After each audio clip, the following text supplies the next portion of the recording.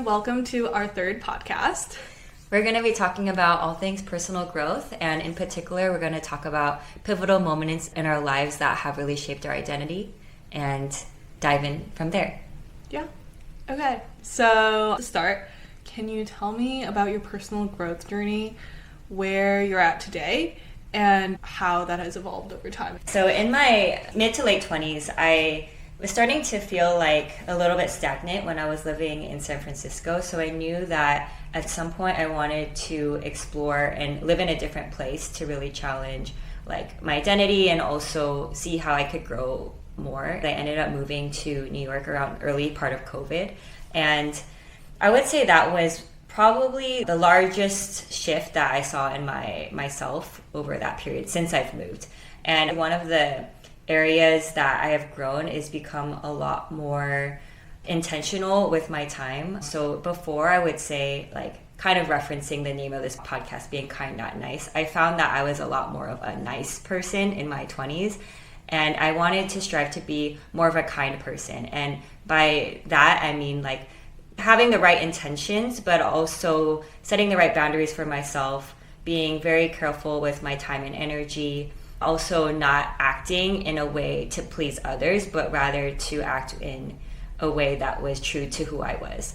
And so during that process, while I was in New York and meeting new people, there were so many different personalities and types of activities that were so different. And it really caused me to think about, what do I truly enjoy doing, and who are the types of people that I truly enjoy being around? And that helped me grow into a more intentional part of myself.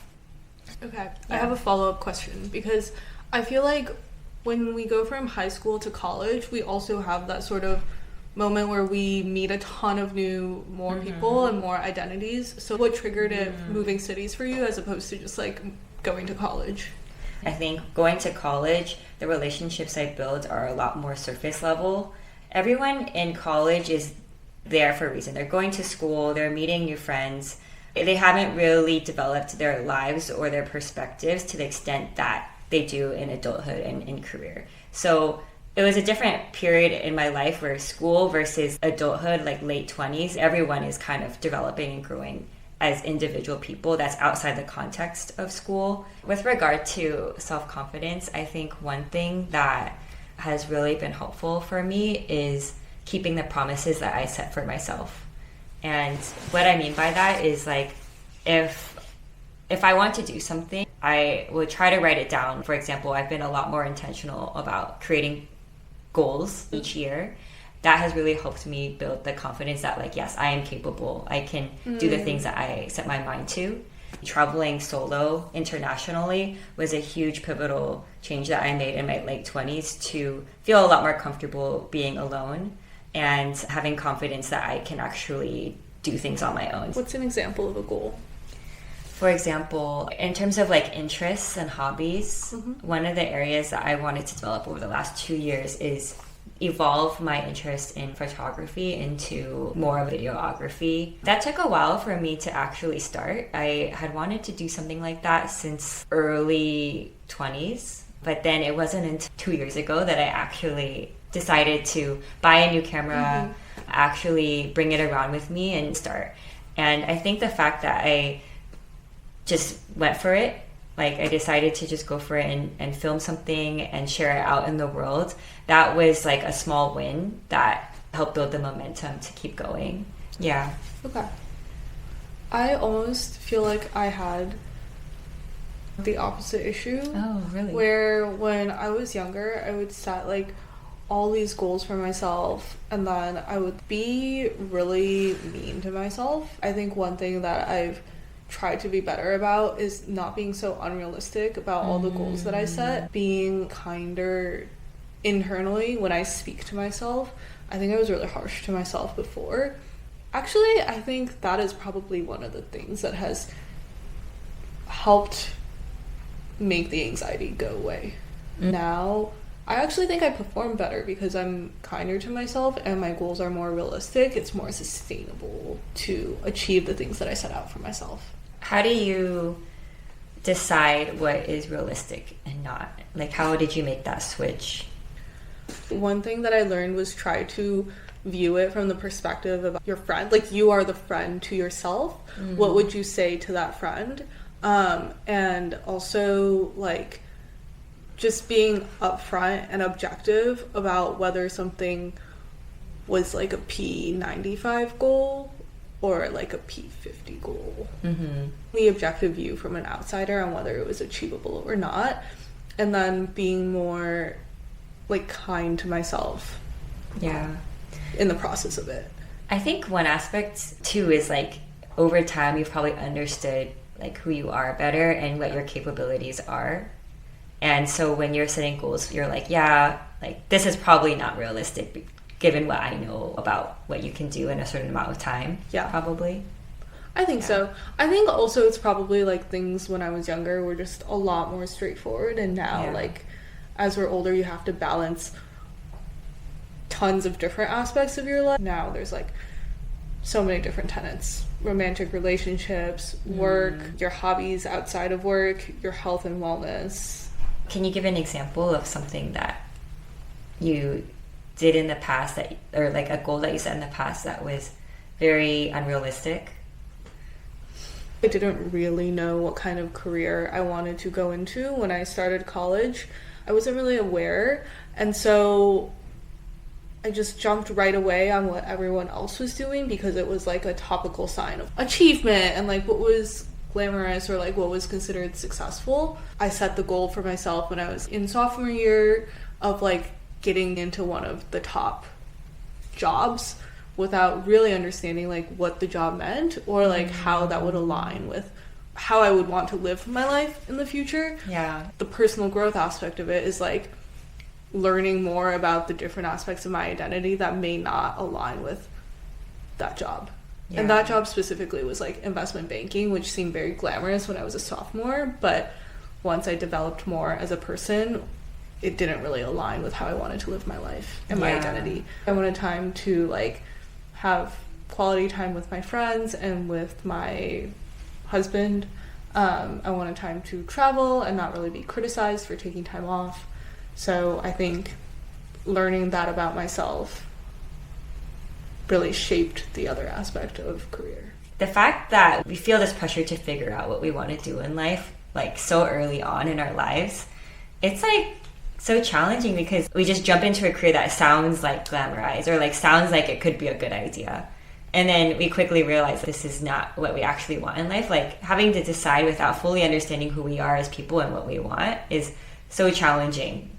I really empathize for like people in the younger generation that are still trying to figure it out because it takes time. That's why I don't like dwell on it for making like quote unquote the wrong choice or like making a mistake in my career because like I feel like I made the best decision that I could at the time. I'm pretty grateful that I like had the optionality or like I was able to learn and then as I learned and developed change my perspective and like work hard to like build the life that I want now. I feel like kids are forced to like figure out younger and younger what they want.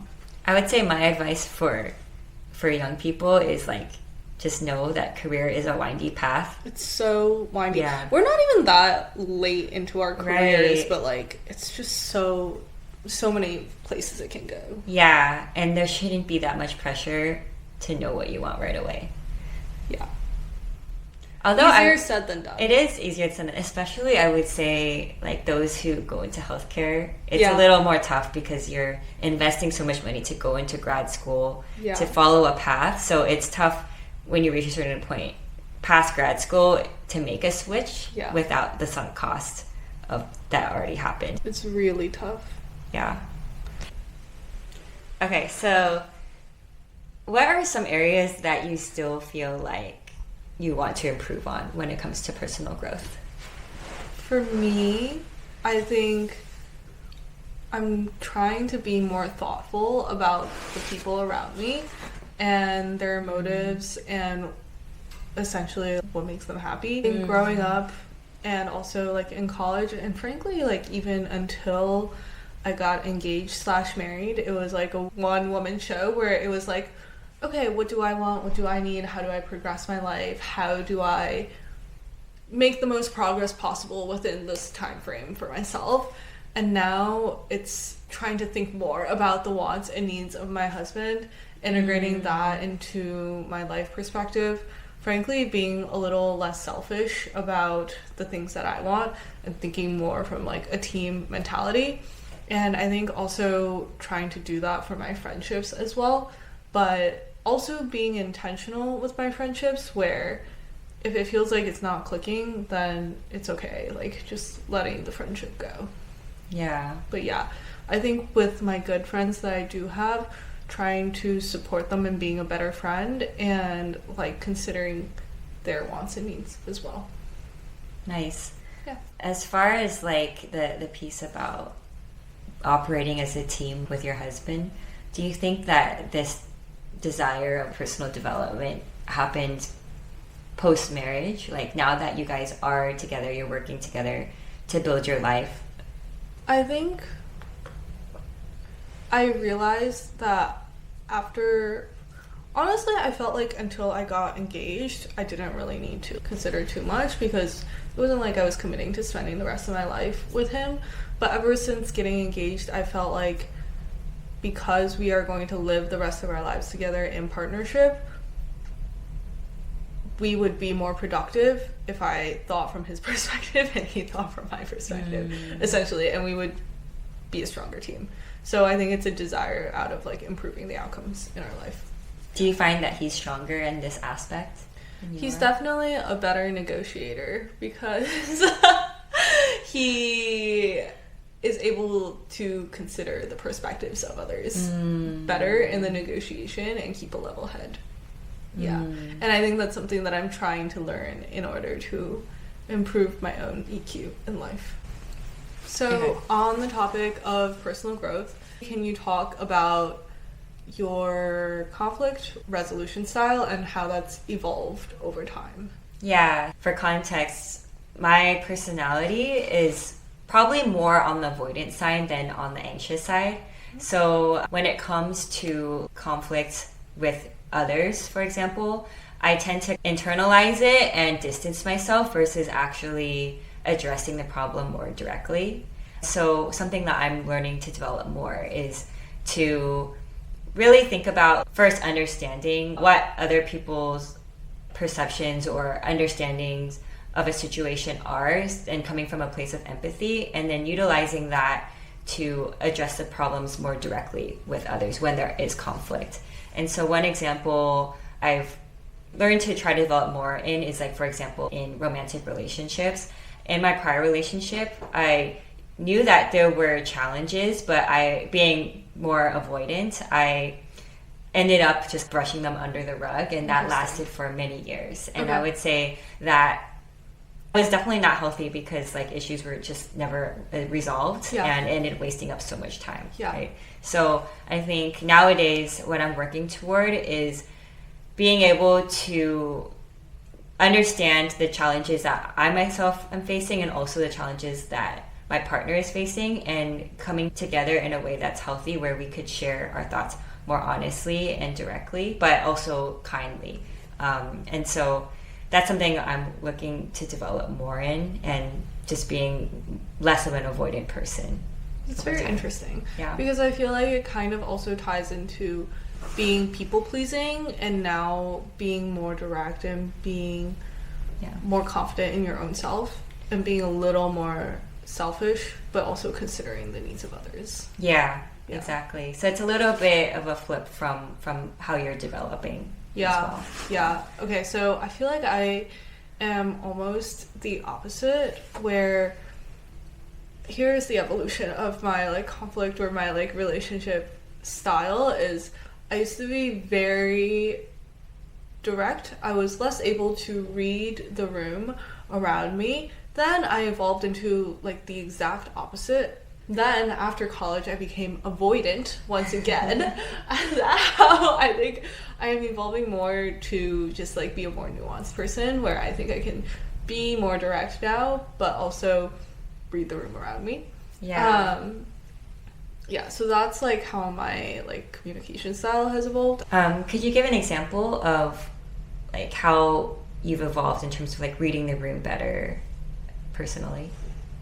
I think for me, one big thing is knowing when to speak and not to speak, even in like one-on-one conversations and relationships, and knowing like knowing the difference between when they are looking for like tactical advice versus when they're just looking for someone to talk to and kind of feel comforted about. I feel like one thing when I was younger, or like honestly my default status is to give like the answer that would solve the problem, but a lot of times, and I've learned that since like, you know, in the past few years I've learned that like a lot of times that's not what the person is looking for. Yeah. And it's not even appreciated if you give that answer. It depends on the personality of the person.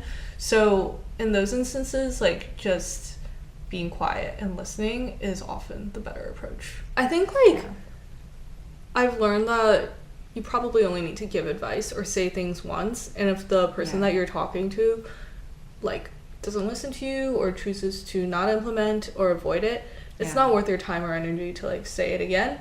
It's the best thing that I can do, or like as a friend that I can do, is like just to be supportive and let them make their own choices, and being okay with that and not being frustrated, and letting it be okay. Yeah. Right. Yeah, I definitely agree with that. I've experienced like the times where I've tried to give advice and I almost feel like it's like going in a circle, because it's not like they will immediately action on your feedback or insight. It oftentimes requires them to like learn it on their own. Yeah. And so, yeah, I completely agree that sometimes you can mention it once, but don't feel frustrated if it's not taken.